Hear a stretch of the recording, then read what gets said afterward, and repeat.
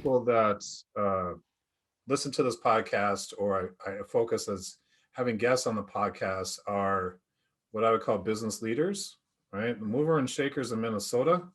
And I feel it's very important that all employers, especially like contractors and manufacturers that I focus on, get aligned, networking with, build a relationship with a good occupational medicine doctor versus just, letting the patient choose whoever we're to go to with no recommendations, and, maybe seeing their family practitioner who doesn't have any kind of advanced training in occupational medicine. It makes a huge difference for both the patient and the employer. So do you want to talk a little bit about that, like the difference of going to Minnesota Occupational Health, maybe for an injury or even a pre-placement exam, Sure. versus just the doc down the street? Yeah, you're spot on. I mean, we see examples every day, literally every day. We've got 12 full-time providers, and so we have firefighters, for example, that might have had a heart attack and they've got an implantable cardio defibrillator. They're not really medically fit to be a firefighter anymore, but their cardiac surgeon has released them to full duty with no restrictions.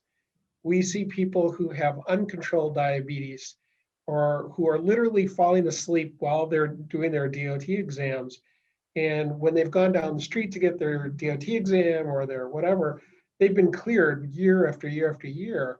And our job isn't to prevent an employee from working, and it's certainly not to restrict how many workers a company can hire, an employer can hire.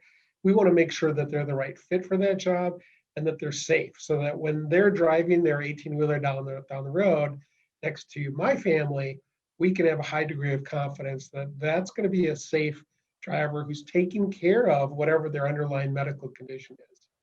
So it's very common, and construction's a great example. You might be trying to hire somebody with certain set of skills, which means they've got a lot of experience.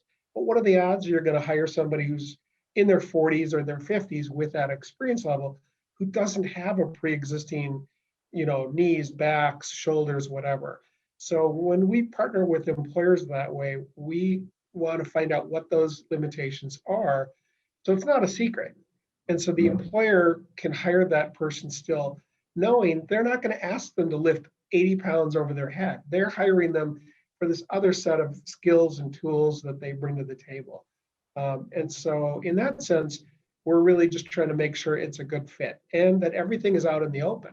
So the employee, the worker, no longer has to hide their low back injury because the employer already knows about it. And they've already, decided how to accommodate that.